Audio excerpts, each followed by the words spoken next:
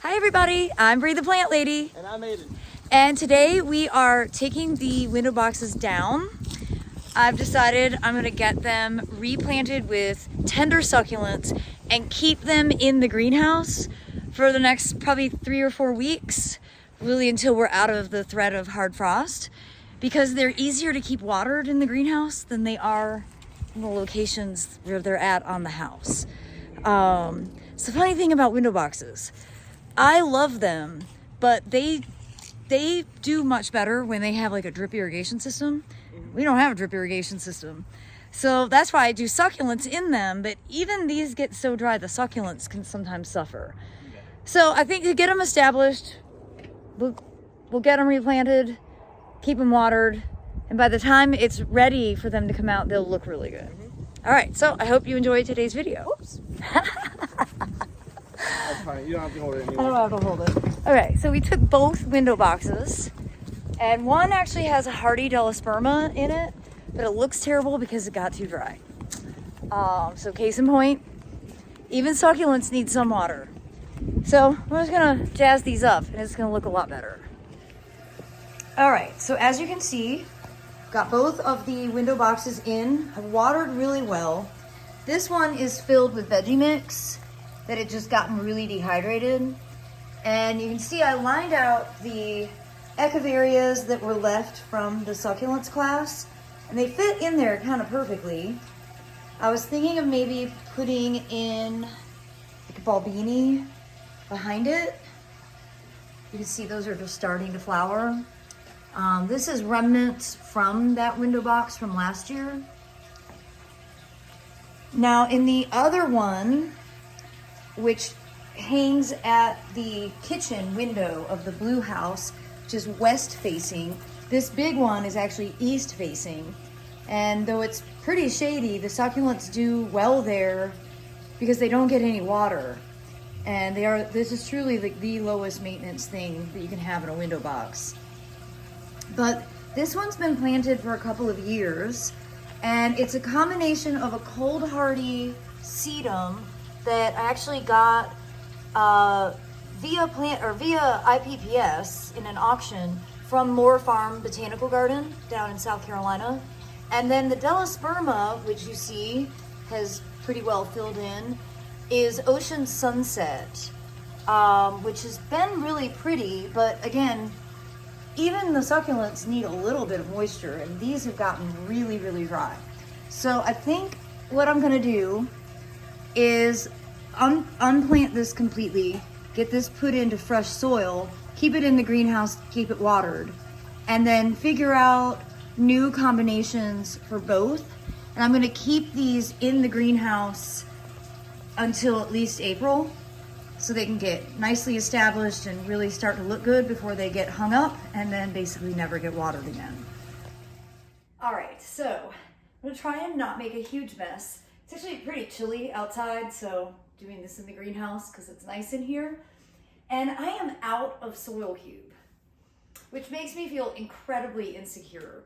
And I need to send an email and get it ordered ASAP. It's still on sale. The early bird sale is running through March 24th. I believe it's now $20 off each big bag. And if you add my code, BreeGrows25, you'll get an additional $5 off. I have some Fox Farm soil here because I wanted to show the people in the succulents class the difference between different bagged potting soils to show particle size. And this is one that's derived primarily of coconut coir, so it's very different from peat moss. And it's nice to be able to, when you have in-person classes versus like on a PowerPoint, to be able to have people like physically touch it and really be able to understand and differentiate, so they'll be better consumers at buying the product they actually want. And though I don't really use anything other than Soil Cube, this is a great product, and I'm happy to be able to use it today because it's what I have at home. All right, so no reason to not just rip the Band-Aid off and dump this out. Probably still gonna make a mess. I should probably do this in time lapse.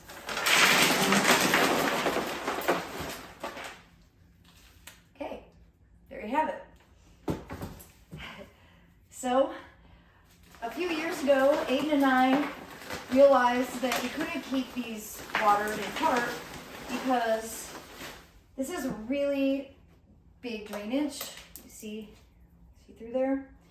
And you know what I love about this is it's made of cedar, and David used stainless steel screws, so it's really sturdy and it's not decomposing very fast. But it was essential to put this fabric in to help retain at least a little bit of moisture so that all the soil didn't completely dump out. So I'll put that back in, and then I'm gonna get it refilled with the Fox Farm. And I'm basically just gonna take these pieces and get them cleaned up a little bit and just repotted into smaller containers. And ultimately, I think these should just go in the ground. They're hardy. They aren't cold sensitive, so they would probably do better and appreciate the added moisture just being planted in the ground. Obviously in an area with full sun and good drainage, but I think they'll be better as in-ground perennials. They haven't been bad as a window box. I mean, they've been in the window box 3 years, but I think they deserve the opportunity to go ahead and live a happier life in the garden.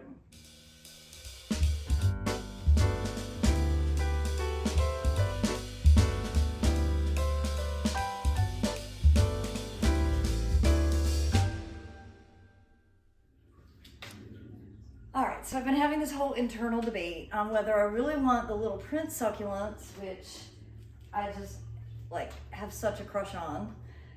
I really want those to go into the window box that is in a lot of shade, that gets totally abused because it never gets watered, and is now attached to the house that I don't live at, which means I won't get to enjoy the plants. I won't see them with regularity. So I think I've just talked myself into making another succulent planter that ultimately will like go out as a table centerpiece here at the White House so that I'll get to see them every day, and just use some of the existing succulents that actually came from this window box last year. So I'm really pleased to see everything in this pot is doing really well. Obviously it more cold hardy because I think this greenhouse got to like 18 degrees. There's no heat in it. And some of the succulents have completely melted, but obviously this is a combination that's pretty tolerant in cold weather. And well, it looks good. I've got these Senecio, which have been pretty underutilized. I think they would look good in the window box. Thank you, little babe. I have the most helpful assistants today. And let's see how it looks. And if it doesn't look good, I can always change it later. But I kind of want all the new echeverias to be here, like on the table in the greenhouse, so that when I come in, I get to see them, and it just brings me happiness. So, okay, change my mind, live and on camera. So I've made an interesting discovery on these Senecio, which I've had, I don't know, maybe 3 or 4 years. I think they have root knot nematodes. So you see they've got these funny galls, and that's like a kind of a sure sign of nematodes. But they're not dead. So I think I'm gonna go ahead and pot them. But these have been in a container only. They've never been planted in the ground. Now I've got root knot nematodes on every square inch of this property because this is all former tobacco fields. But they've never been on the ground. And in fact, last year, the pots weren't even on the ground. They were like on top of the fire pit, which is covered with granite. And then they were in a plant stand on top of that. So I guess they got infected maybe the year prior when I had them in a different container. I mean, I can't remember, but it's pretty interesting. Never actually seen nematodes infest a succulent before.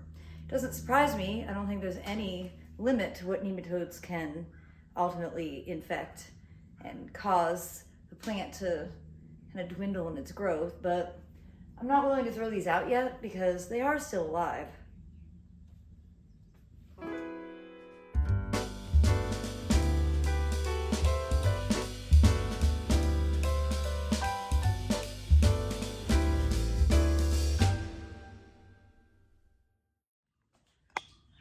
All right, they're not the most high impact window boxes that you've probably ever seen. However, I do think by getting them planted now, nice and early, keep them stashed here in the greenhouse, even with the cold weather we have, these plants aren't gonna be impacted, and I can keep them watered so that they can get properly established. So when I do put them back outside in their window box spots, they'll have a slightly better chance of making it.